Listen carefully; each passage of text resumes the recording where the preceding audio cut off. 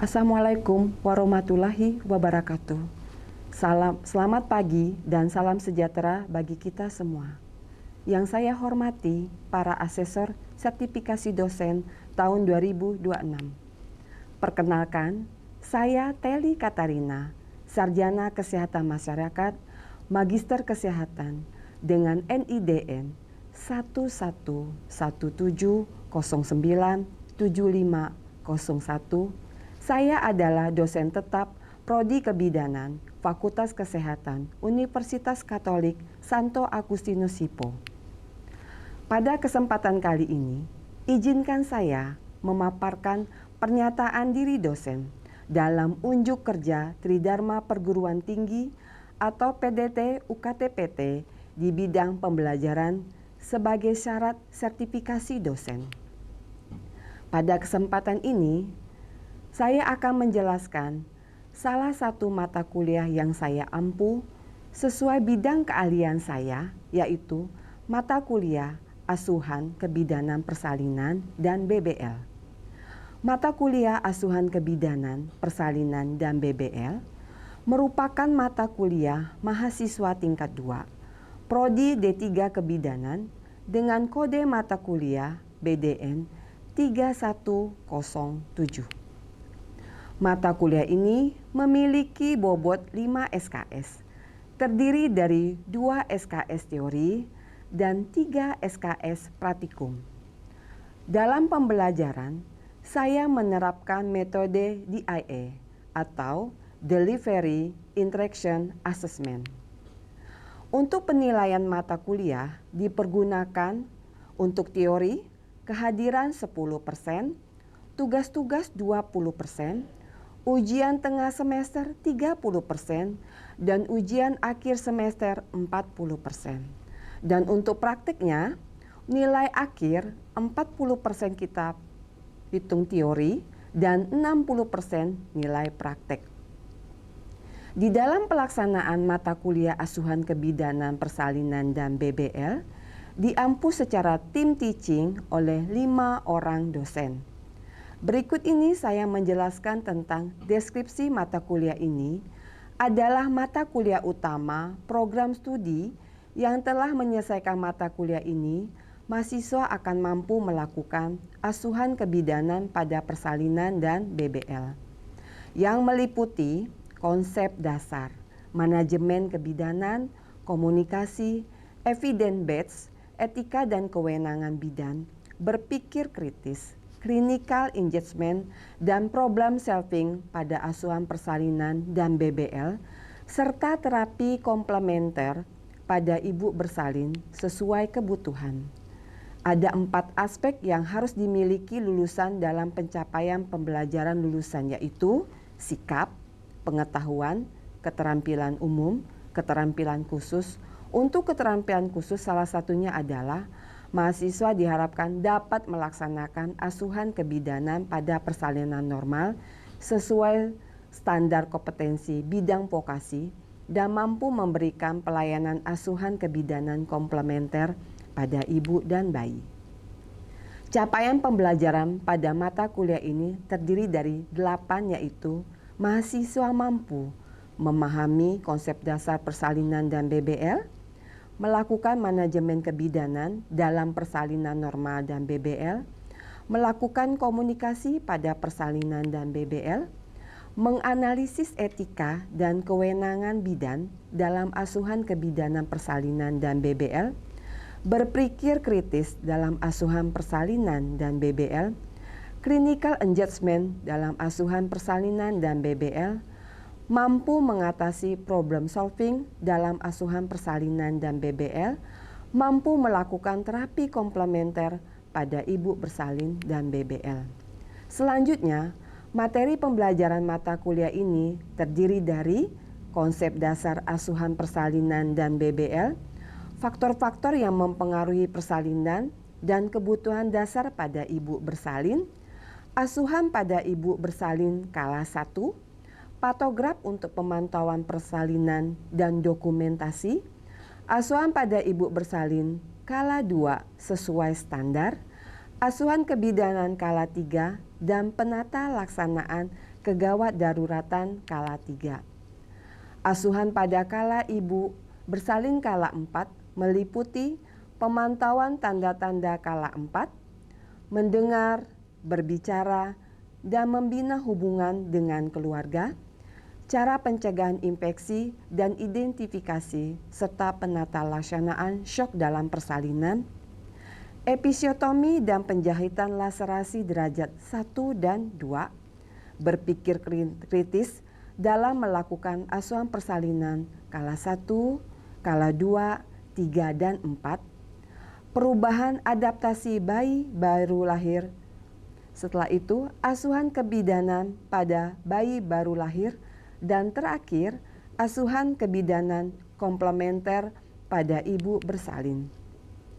Untuk referensi yang dipergunakan adalah mata kuliah ini terdapat beberapa referensi yang dipergunakan, yaitu referensi utama dan referensi pendukung.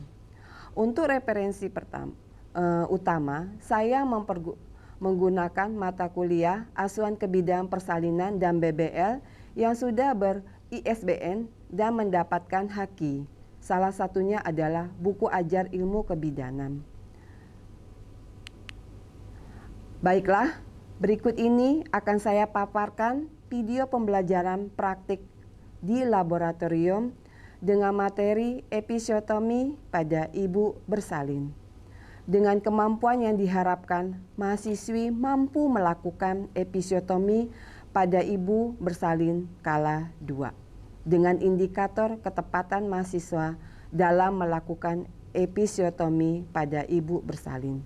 Terima kasih, salam sejahtera bagi kita semua. Selamat pagi teman-teman semuanya. Pagi, Bu. Sebelum kita memulai praktek episiotomi pada pagi hari ini, mari kita berdoa dulu ya. Menurut agama dan kepercayaan kita masing-masing, berdoa mulai.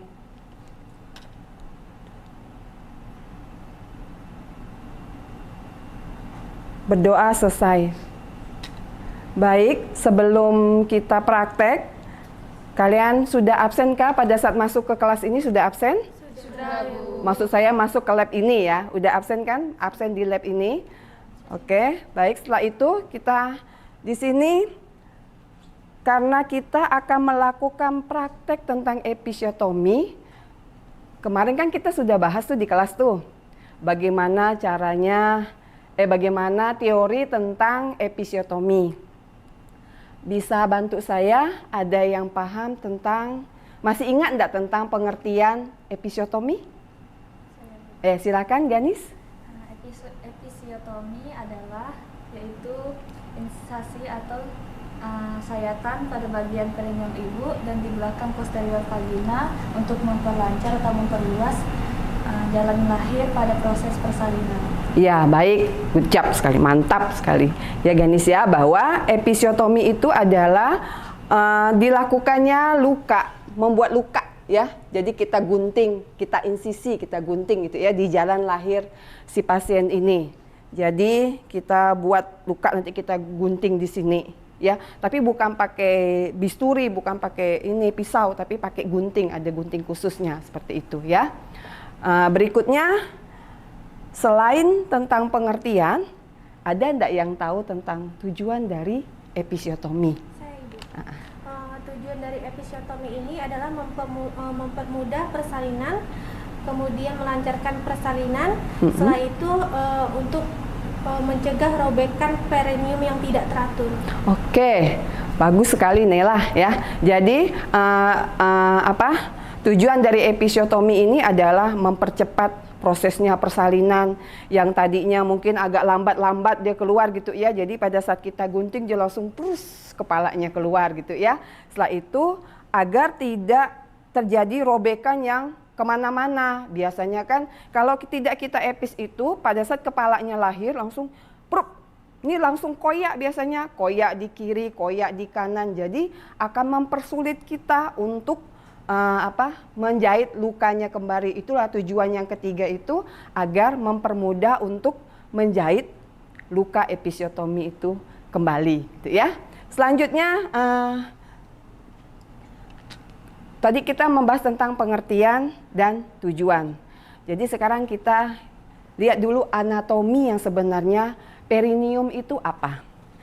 Perineum itu kalau saya ini kan karena udah dijahit, udah digunting gitu ya. Ini pantumnya seperti ini. Perineum itu adalah terletak di antara vulva ya, kemaluan ibu dan anus. Jadi dia letaknya di sini. Ini kalau tidak dijahit kan modelnya kan seperti begini nih. Tapi kalau udah digunting itu kan terbuka seperti ini. Nah ya. Jadi di sini fungsi dari dari perineum ini adalah menopang organ panggul kita ya, terus itu berperan dalam proses persalinan. Juga perineum ini terdiri dari kulit, terus ada fasia ya ada otot perineum, setelah itu ada jaringan subkutan ya. Itu dia. Jadi ada empat ini ya jenis-jenis terdiri perineum itu sendiri gitu ya.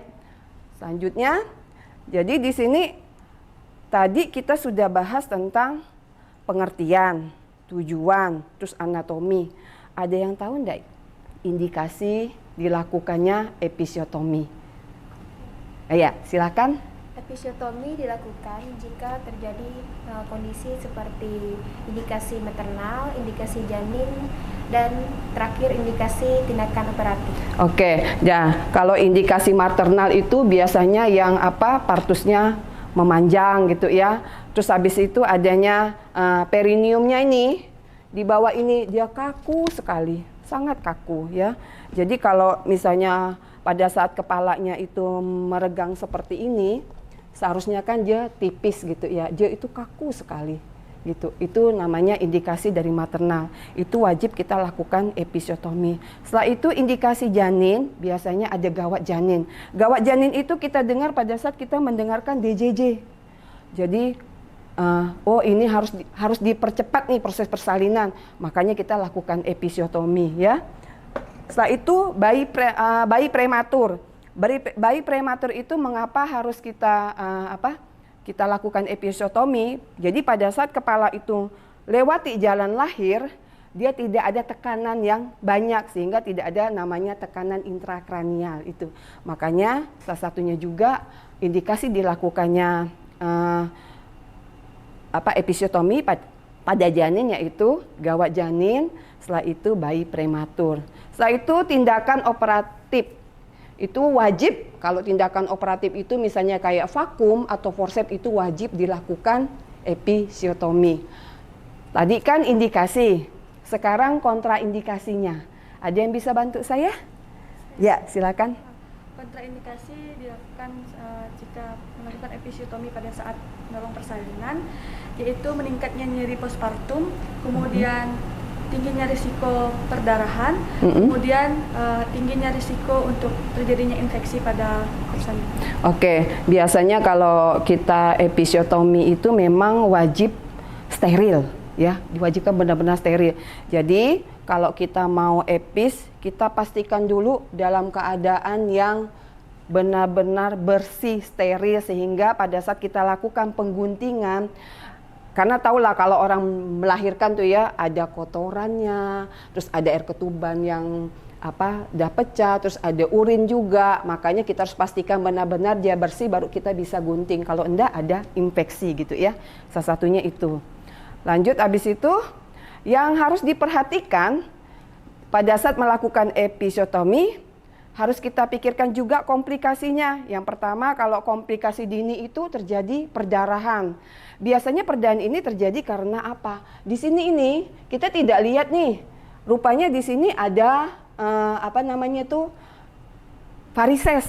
Jadi varises itu bukan hanya pada di kaki aja, tapi juga bisa terjadi di perineum si ibu. Jadi itu juga harus kita perhatikan sehingga tidak terjadi perdarahan. Setelah itu hematom, pembengkakan. Terus infeksi juga, tetap ada infeksi kok kita takutkan, dan nyeri, tetap nyeri itu pasti terjadi karena nama juga gunting kemaluan orang ya, yang tidak luka kita buat luka pasti itu sakit. Nah itu komplikasi dininya. Kalau komplikasi lanjut itu biasanya pada saat berhubungan itu sakit. Itu udah berapa bulan kemudian si pasiennya mengatakan, Bu, saya kok berhubungan dengan suami sakit. Nah, itu namanya komplikasi lanjut ya. Setelah itu gangguan penyembuhan luka. Tidak semuanya perineum itu sembuhnya kalau kita buat episiotomi, tidak semuanya langsung dalam beberapa hari atau 40 hari langsung lukanya sembuh gitu. Ada kasus-kasus tertentu yang dapat menyebabkan perineumnya ini lukanya lama sembuh. Seperti itu ya. Lanjut, habis itu sekarang kita akan melakukan tindakan persiapan persiapan untuk melakukan episiotomi. Jadi untuk persiapan yang pertama adalah kita persiapan diri, persiapan alat, sama persiapan pasien. Kalau persiapan alat ini ya, kita udah ada satu set partes yang terdiri dari, teman-teman bisa lihat sendiri ya, ada handskun, ada apa nih? Duk steril, ini apa Kak? Namanya delay untuk apa? Menghisap lendir ya. Jadi ini pada saat menolong persalinan ya. Terus ada juga alat-alat di belakangnya ini. Teman-teman juga udah nyiapkan ya sebelumnya ya, bantu saya menyiapkan. Itu saya sangat berterima sekali sudah bantu saya untuk menyiapkan alat-alat ini. Ini alatnya kita dekatkan kepada pasien. Saya tutup dulu. Setelah itu saya ada juga menyiapkan nih spuit. Fungsinya untuk apa Kak? Menyedot lidokain. Nih lidokain kita sedot ya. Nih saya sedot. Tapi sebelumnya saya buka dulu ya.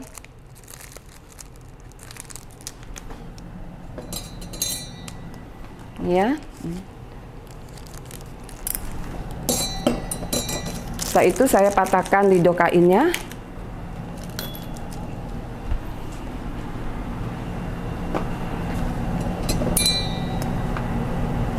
Setelah itu kita sedot ya lidokainnya tadi ya, kita sedot sebanyak tergantung luka yang kita buat ya.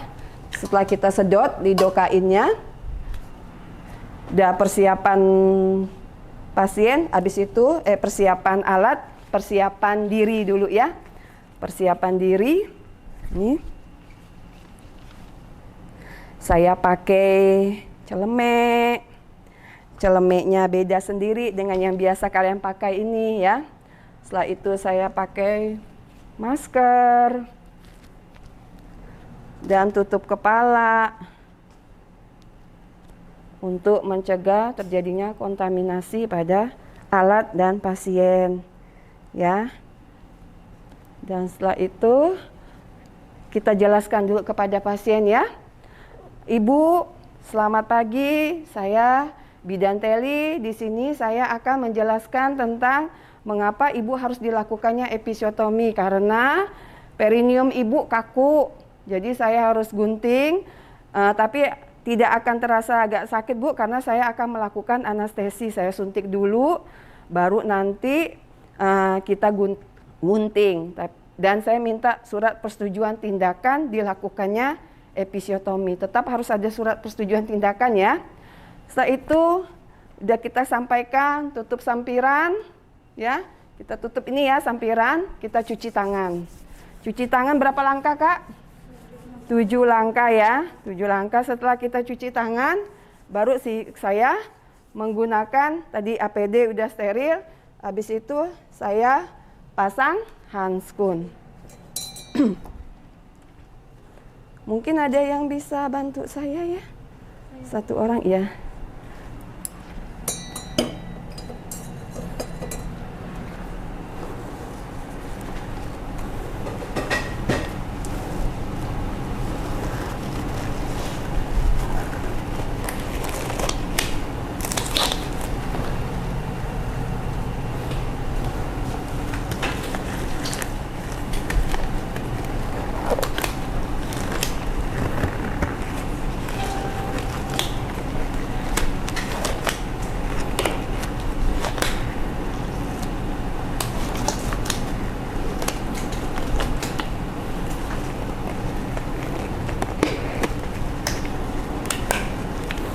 Aduh, handskunnya nih agak susah ya, kecil kayaknya.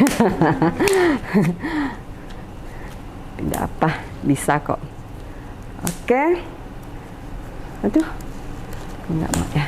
Oke. Setelah itu kita pasang duk ya, duk steril ya.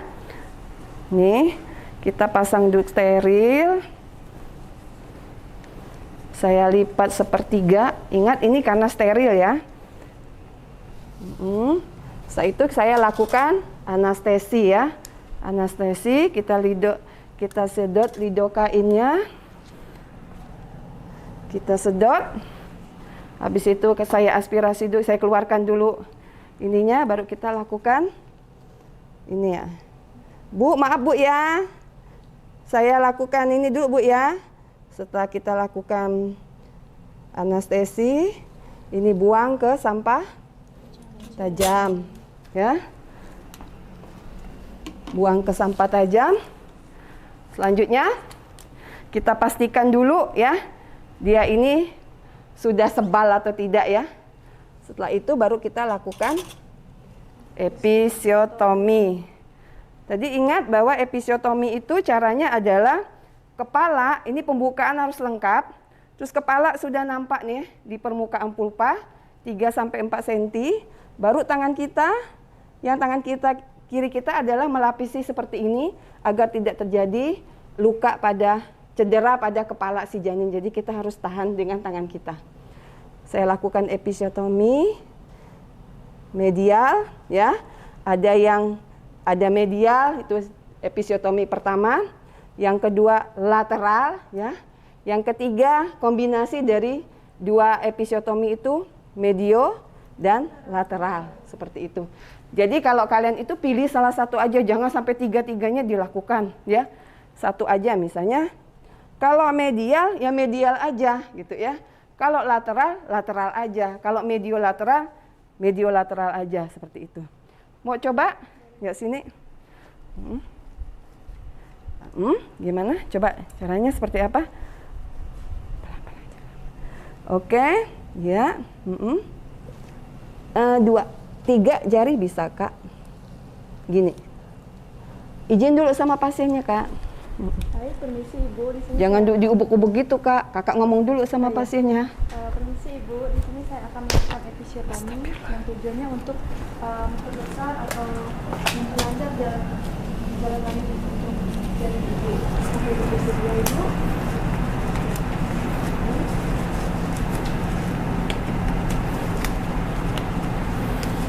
Sudah?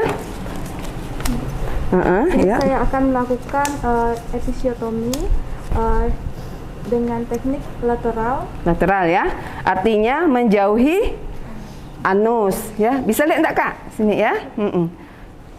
Ya, menjauhi anus ya. Oke, setelah kita lakukan episiotomi, baru kita lahirkan bayi seperti biasa ya. Jadi tangan seperti ini. Ini mengapa kita harus menahan gini dan menahan kepala gini agar tidak terjadi lobekan yang terlalu kuat pada perineum. Makanya kita tahan gini. Apalagi kalau misalnya kita melakukan episiotominya medial ya. Jadi ini harus kita tahan ini seperti ini. Kayak gitu ya, dan lahirkan seperti biasa ya. Nanti setelah bayinya lahir akan kita nilai, kita letakkan ke perut ibunya ya. Jadi alternatif pencegahan ruptur perineum, alternatifnya adalah sebelum dilakukannya episiotomi agar tidak terjadi ruptur perineum, biasanya untuk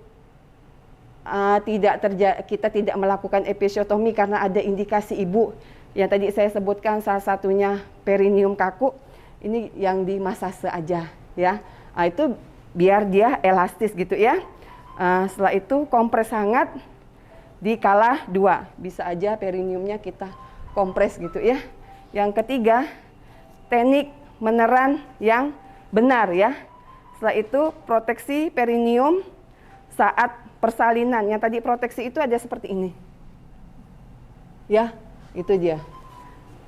Setelah itu perawatan pasca episiotomi, kalau sudah kita edukasikan kepada ibu, yang pertama adalah menjaga kebersihan daerah perineum ini harus dijaga ya. Ini sering ganti pembalut, makan makanan yang bergizi, sering setiap kali ke belakang itu dibersihkanlah perineumnya. Terus dipantau juga nyerinya, ada ndak perdarahan, ada ndak infeksi, penyembuhan lukanya seperti apa juga harus kita pantau. Jadi di sini saya ingin evaluasi nih, ya. Yang tadi saya ajarkan cara episiotomi atau apa? Ada yang bisa ini paparkan ke saya?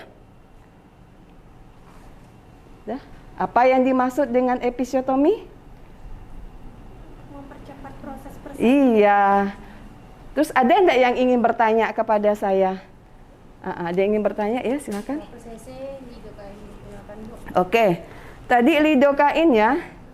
Lidokain ini kita pergunakan tergantung dari luka yang kita timbulkan. Gitu.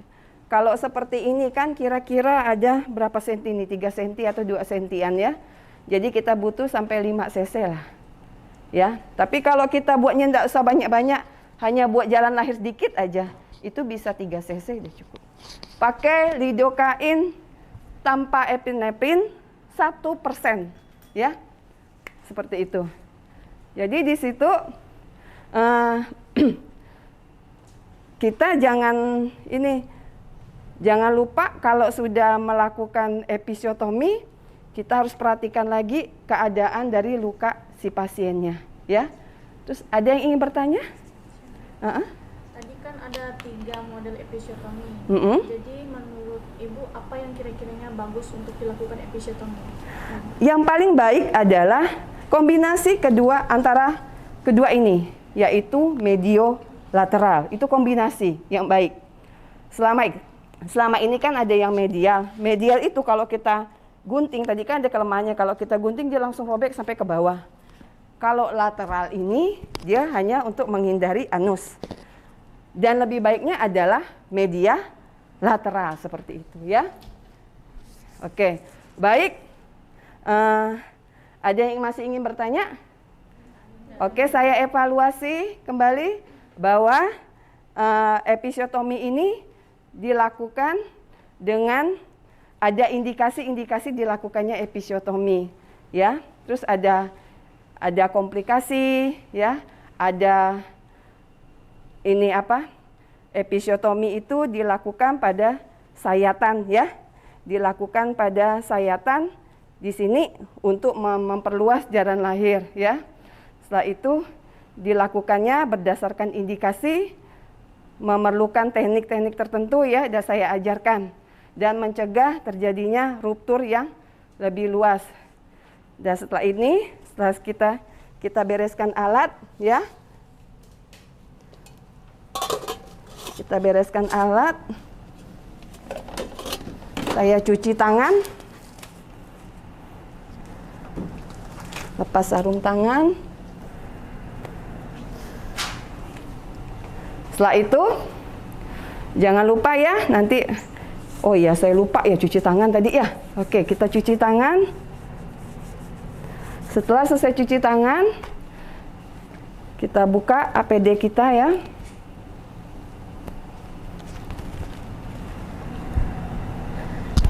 Ada lagi? Dah. Oh iya ini. Tapi jangan lupa pertemuan berikutnya. Nanti kita ada membahas tentang jahitan ya, menjahit perineum. Ya, setelah itu mari kita berdoa ya. Karena waktu sudah selesai untuk pertemuan hari ini, kita tutup dengan doa. Silakan doa masing-masing. Demi nama Bapa, Putra dan Roh Kudus. Amin. Berdoa selesai. Baik, saya ucapkan terima kasih atas perhatiannya. Selamat pagi.